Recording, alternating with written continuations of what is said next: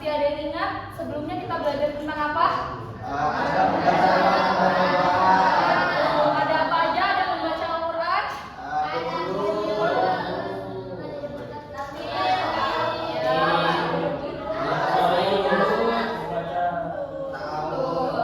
jadi tadi sebelumnya kita belajar tentang adab membaca Al-Quran dan berdoa.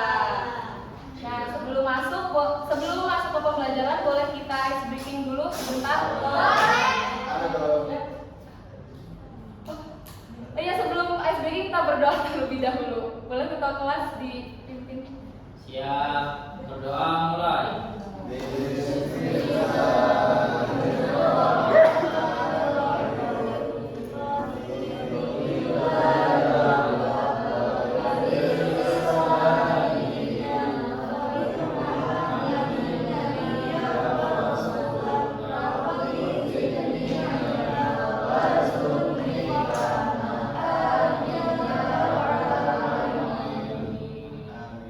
Baik, kita ice breaking sebentar ya. Ikutin ibu ya. Yes. Tepuk semangat velocity. Hu, ha, huha, huha, huha.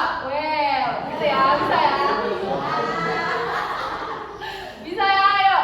Bareng-bareng, 1, 2, 3. Tepuk semangat velocity. Hu, ha, huha, huha, huha. Well. Oke, sekarang kita masuk ke materi ya. Sebelumnya ada yang udah tahu siapa itu Ibnu Rus dan Muhammad Iqbal? Nggak tahu. Apaan sih Bu? Yang ngomong ih. Jadi Ibnu Rus dan Muhammad Iqbal ini adalah dua ilmuwan Islam yang hasil penemuan keilmuannya ini dimanfaatkan oleh seluruh manusia di dunia. Bahkan mereka berdua ini adalah tokoh yang sama-sama pekerja keras, yang memiliki semangat yang tinggi, pantang menyerah, dan juga memiliki kecerdasan yang luar biasa. Nah, kita ke Ibnu Rus terlebih dahulu ya.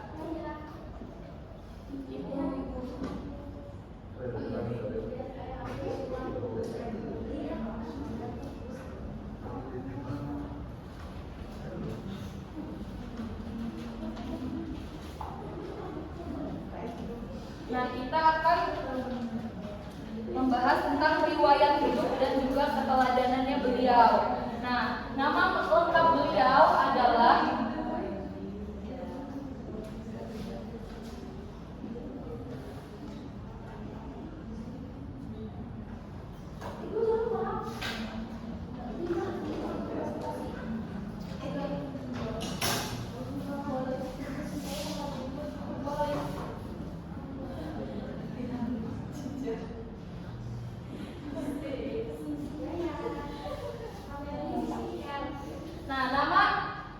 beliau adalah Abu Al-Walid Muhammad Ibnu Ahmad Ibnu Rus. Nah, beliau itu lahir pada tahun 520 Hijriah atau 1126 Masehi. 1126 Masehi. Beliau lahir di kota Cordoba, Andalus, Spanyol. Nah, beliau ini termasuk dari keluarga bangsawan yang terpelajar, di mana kakek dan juga ayah beliau itu dulu adalah termasuk hakim yang terkenal pada masanya. Nah, beliau ini termasuk sosok ilmuwan yang memiliki semangat tinggi dalam belajar. Nah, terdapat satu riwayat di mana beliau ini gemar sekali tidak lepas membaca buku kecuali di malam wafatnya kedua orang tua beliau dan juga di hari pertama pernikahannya. Jadi beliau ini sangat rajin dalam membaca buku dan memiliki semangat yang tinggi dalam belajar. Nah, pendidikan awal beliau itu ditempuh di Cordoba. Nah, beliau di sini belajar tentang ilmu tafsir, hadis, fikih, akidah, bahasa Arab, matematika, fisika, astronomi, logika, filsafat, dan kedokteran.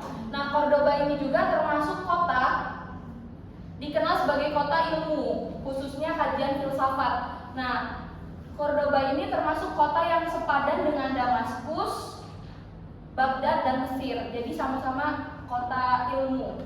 Gitu.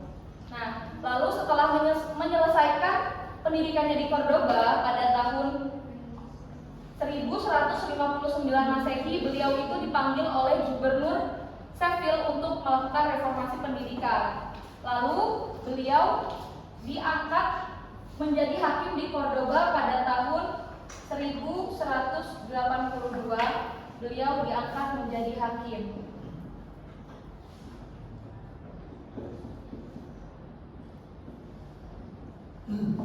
Nah, setelah beberapa bulan beliau pindah ke Maroko. Lalu di sana diangkat sebagai penasihat khalifah menggantikan Ibnu Tufail. Itu pada tahun 1185 Masehi. Nah, di kota itu beliau memperdalam ilmu filsafatnya di kota Maroko. Lalu ada karya-karya Ibnu Rus.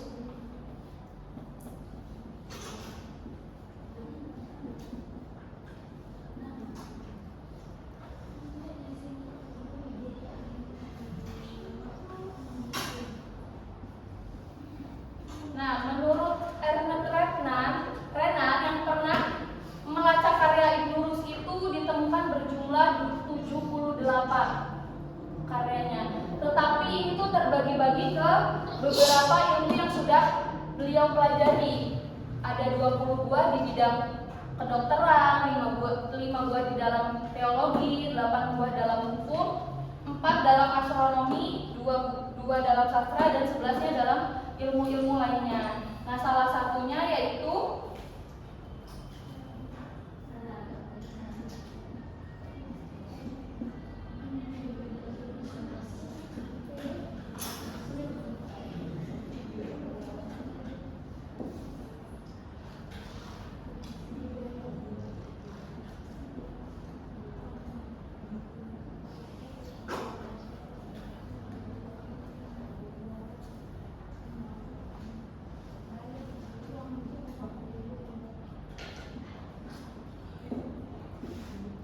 salah satunya itu Bidayat al-Mujtahid wa Nihayah al-Muqtasid, atau permulaan mujtahid dan puncak muqtasid. Nah, lalu sifat utama yang dapat kita teladani dari Ibnu Rus adalah sifat kritisnya beliau.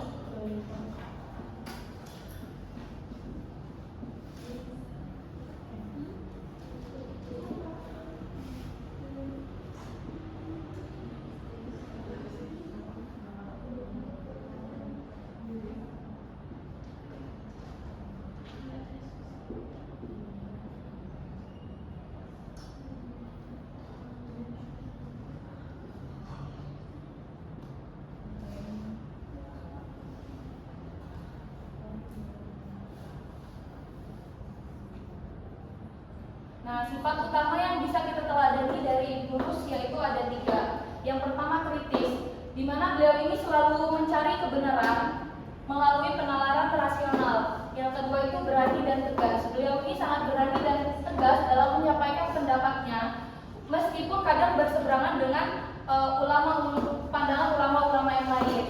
Nah, yang ketiga ketekunannya pada ilmu pengetahuan. Jadi kita ini harus meneladani bahwa dan kecintaannya pada ilmu pengetahuan. Kita harus mencontoh beliau dalam ketekunannya pada ilmu pengetahuan agar kita ini bisa semangat dalam belajar. Itu. Lalu pada akhir hayatnya pada tahun 1195 beliau ini mengalami cobaan hidup, yaitu beliau ini difitnah oleh penentangnya. Apa sih fitnahnya? Jadi beliau ini difitnah bahwa beliau itu menyesatkan umat Islam dan juga menghina agama dan menghina para nabi.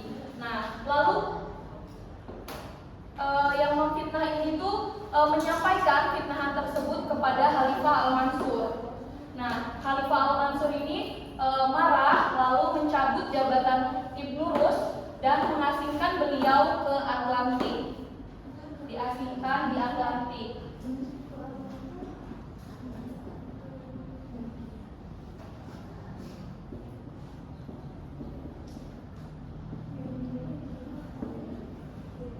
beliau diasingkan Atlantik dan juga seluruh buku-bukunya itu hangus dibakar. Tetapi ini tidak berlangsung lama karena Khalifah tuh menyadari kekeliruannya, lalu merehabilitasi nama baiknya Ibnu Rus. Nah, pada tahun 595 Hijriah atau 1190 Masehi, beliau wafat di usia 72 tahun. Beliau wafatnya di Maroko, tetapi jenazahnya dibawa ke Cordoba. Oke, itu tadi tentang Ibnu Rus. Selanjutnya tentang Muhammad Iqbal.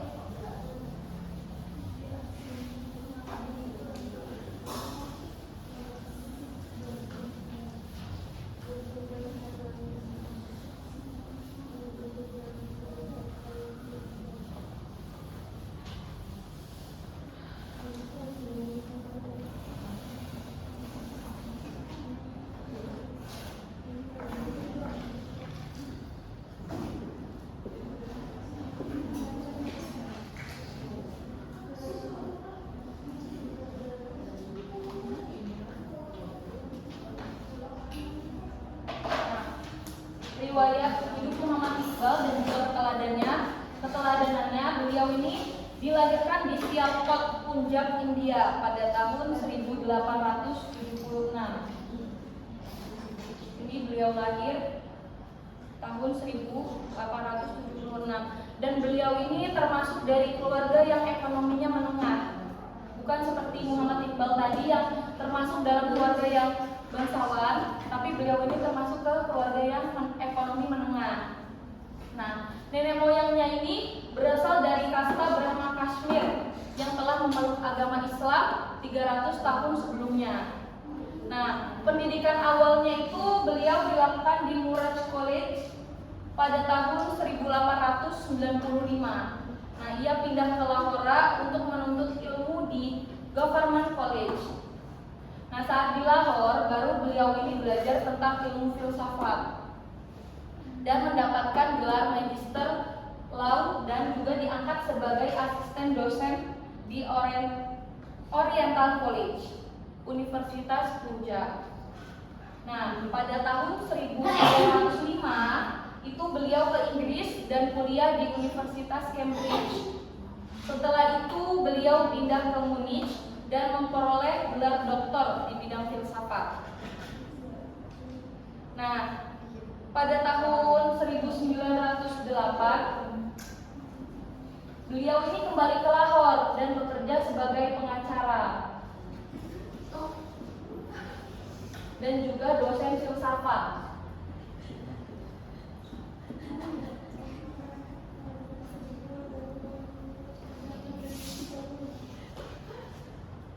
Nah, baru pada tahun 1927 beliau mulai terjun ke dunia politik. 1927 beliau mulai berpolitik, di mana beliau menjadi Dewan Perwakilan Rakyat dari kawasan Punjab, menjadi DPR di Punjab.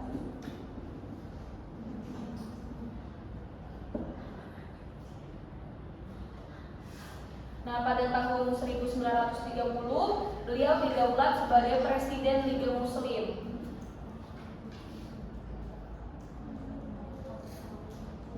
Beliau menjadi Presiden Liga Muslim. Nah, Muhammad Iqbal ini memiliki pandangan yang luas mengenai umat Islam. Jadi beliau itu berpendapat bahwa kemunduran umat Islam ini karena kebekuan pemikiran mereka sendiri. Nah, menurut Muhammad Iqbal itu di dalam hukum di dalam Islam ini sesungguhnya tidak statis. Nah, menurut Muhammad Iqbal, intisari hidup adalah gerak. Intisari hidup adalah gerak. Dan hukum hidup adalah menciptakan. Nah, oleh karena itu Muhammad Iqbal ini menyerukan agar umat Islam itu bangkit dan menciptakan dunia baru. Nah, pemikiran Muhammad Iqbal ini terkenal dengan paham dinamisme. Pemikiran beliau ini dikenal dikenal dengan paham dinamisme.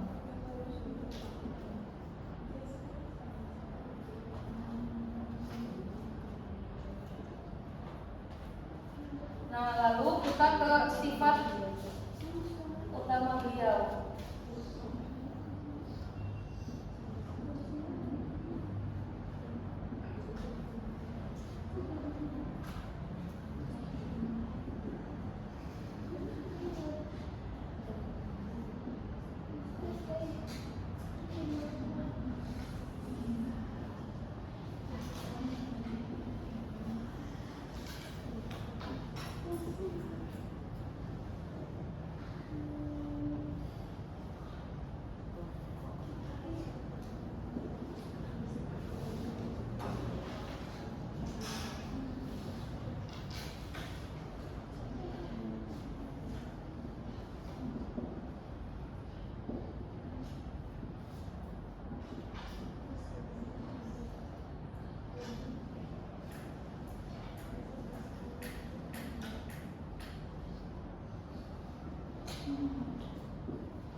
Nah, yang pertama itu semangat spiritual tinggi dan berpikiran modern. Nah, karena beliau ini kan sangat ingin Islam itu maju, jadi beliau ini memiliki semangat spiritual yang tinggi. Lalu pengembangan diri.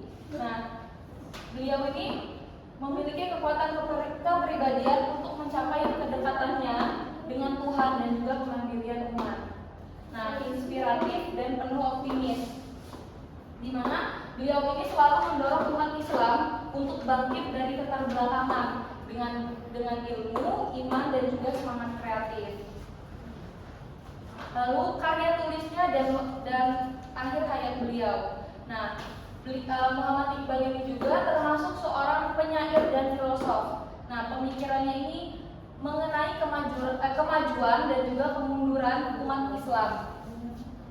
Nah, memiliki karya diantaranya yaitu The Development of Metaphysics in Persia, artinya yaitu perkembangan metafisika di Persia, yang merupakan itu disertasinya beliau. Nah, beliau ini wafat pada usia 62 tahun pada tahun 1938. Mungkin itu tadi sedikit yang dapat Ibu sampaikan.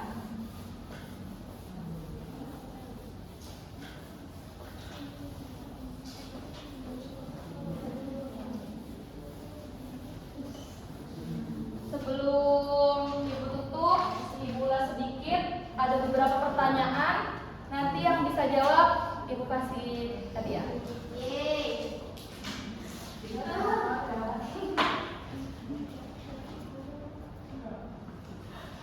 Ada yang masih ingat nggak di mana Ibnu Rus itu mempelajari ilmu tafsir, fikih, hadis, filsafat dan lain-lain itu di mana? Di kota mana? Tunjuk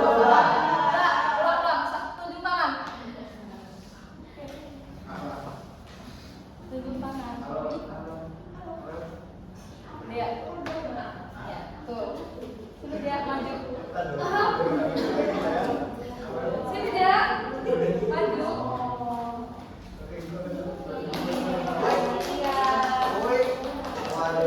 Lalu pertanyaan yang kedua, menurut Muhammad Iqbal, apa sih intisari hidup? Intisari? Ya, betul.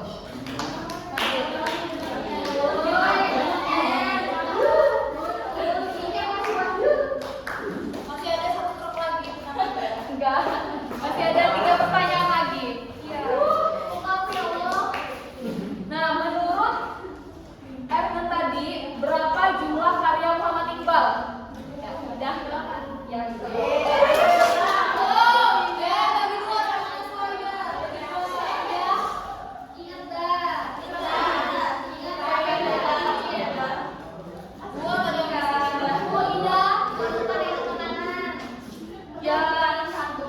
udah 3 ya? 2 lagi. Aduh, semoga aku ya Allah.